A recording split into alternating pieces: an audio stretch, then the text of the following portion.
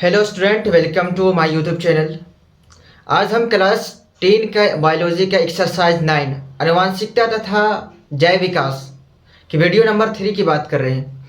इस वीडियो में हम लोग टॉपिक को कवर करने वाले हैं जीन प्रारूपीय अनुपात, लक्षण प्रारूपीय अनुपात, मेंडल द्वारा आनुवांशिकता के अंतर्गत दिए गए नियम को बात करेंगे। ऐसे हमारा चारों मेन टॉपिक है जो काफ़ी ज़्यादा इंपॉर्टेंट है बोर्ड एग्जाम के पॉइंट ऑफ व्यू से, और ये पूरे चैप्टर ही इंपॉर्टेंट है हमारा, जो बोर्ड एग्जाम में हमेशा सवाल पूछा ही जाता है। पिछले वीडियो में हमने कवर किया था अनुवांशिकी, अनुवांशिकता गुण, अनुवांशिकी गुण जिसे कहते थे, और उसके बाद हम लोग मेंडल का परिचय देखे थे। और इसी के साथ हम वीडियो को आगे बढ़ाते हैं।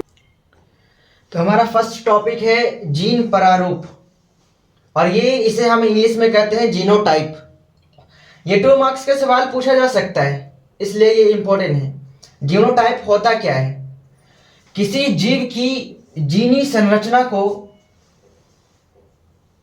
जीन प्रारूप कहलाता है। किसी जीव की जीनी संरचना जीन प्रारूप कहलाता है। को हम साइड कर देते हैं ताकि लैंग्वेज हमारा बेस्ट रहे। किसी जीव की जीनी संरचना जीन प्रारूप कहलाता है। यह सामान्यतः दिखाई नहीं देता। ये ऐसा प्रॉपर्टीज, ऐसा गुण होता है जो दिखाई नहीं देता है। मैं एक एग्जांपल लेता हूँ जीवों के गुणों।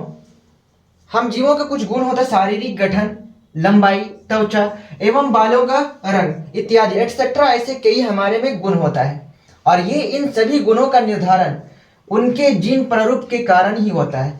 ये सारे गुण का निर्धारण यही जीन प्रारूप के कारण ही होता है।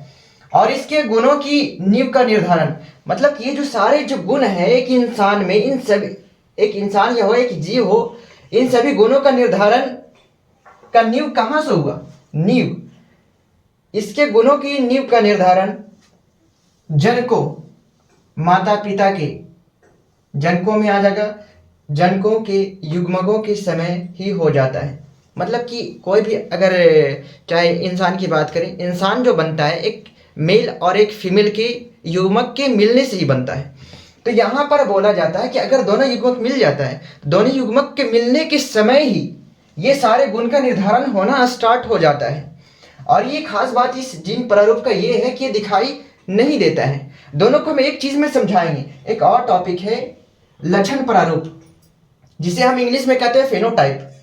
ये फेनोटाइप होता क्या है? अगर बाई चांस सवाल पूछ दे कि जीनोटाइप और फेनोटाइप क्या है, 2 मार्क्स का सवाल, तो किसी जीव का वैसा गुण, किसी जीव का वैसा गुण जो स्पष्ट रूप से दिखाई देते हो उसे लक्षण प्रारूप कहते हैं। जो गुण स्पष्ट रूप से दिखाई देते हैं, फॉर एग्जाम्पल मेरा फेस, मेरा हाइट, ये आपको दिखाई दे रहा है। मेरा बोलने की आवाज़, ये आपको सुनाई दे रहा है। मतलब कि हम यहाँ पे इस चीज़ को डिनोट कर रहे हैं, किसी जीव का वैसा गुण जो स्पष्ट रूप से दिखाई देते हो उसे लक्षण प्रारूप कहते हैं।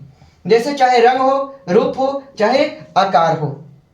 इसकी एक एग्जाम्पल की बात करें, जैसे मैं लक्षण प्रारूप दिखता है लेकिन ये दिखता नहीं है। जैसे मैं एक एग्जाम्पल लिख दूं, जैसे यहाँ पे 4 आपको दिख रहा है, तो ये हमारा जो दिखता है उसको बोलते हैं लक्षण प्रारूप, फेनोटाइप।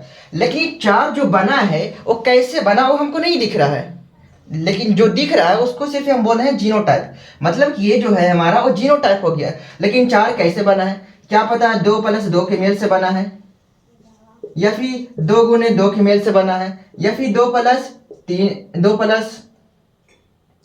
1 इस तरह से मिलकर बना है। ये सारे हमें नहीं दिख रहा है, एटसेट्रा और भी आगे जा सकता है। इससे हमें नहीं, ये सारे नहीं दिख रहा है, लेकिन सिर्फ एक ही दिख रहा है जो दिखता है उसे हम कहते हैं फेनोटाइप। और ये जिस तरह, और ये जिसे जैसे ये बना कैसे वो नहीं दिख रहा है उसे हम कहते हैं फेनोटाइप। कहने का मतलब ये जीन प्रारूप नहीं दिखता है लेकिन ये गुण दिखता है, चाहे रंग में हो, रूप में हो, आकार में हो, एटसेट्रा में हो। उसके बाद हमारा मोस्ट इंपॉर्टेंट है, 2 मार्क्स का सवाल पूछा जा सकता है, जिसे हम कहते हैं जीन। जीन को इंग्लिश में भी कहते हैं जीन। ये होता क्या है? यह वंशानुगति की मूल इकाई है। वंशानुगति कहने का मतलब ये है कि फॉर एग्जाम्पल मेरे पेरेंट्स, मेरे पेरेंट्स का पेरेंट्स, पेरेंट्स का पेरेंट्स, ये सारे का एक क्या है?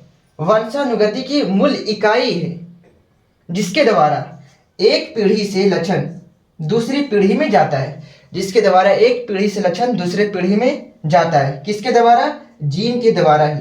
फॉर एग्जाम्पल मेरा पेरेंट्स का जो लक्षण है, गुण है, वो किसके द्वारा मेरे में आया है? तो जीन के द्वारा एक पीढ़ी से दूसरी पीढ़ी में जाता है। जीन का निर्धारण डीएनए की धागे की समान रचना के न्यूक्लियो प्रोटीन के साथ लिपटने पर होती है।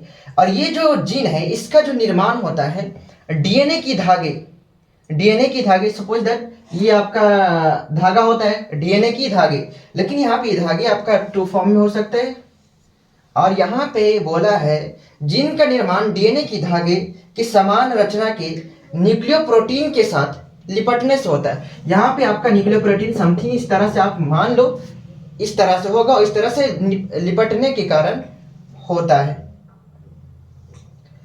फिर से एक बार देख लेते हैं। यह वंशानुगति की मूल इकाई है, जिसके द्वारा एक पीढ़ी से लक्षण दूसरी पीढ़ी में जाता है। जीन का निर्माण डीएनए की धागे के समान रचना के न्यूक्लियो प्रोटीन के साथ लिपटने पर ही होता है, जो किसी विशेष लक्षण के लिए अलग अलग होती है। और चाहे किसी भी विशेष लक्षण के लिए हो, ये उस सभी लक्षणों के लिए अलग अलग होती है। बाकी अगला टॉपिक है हमारा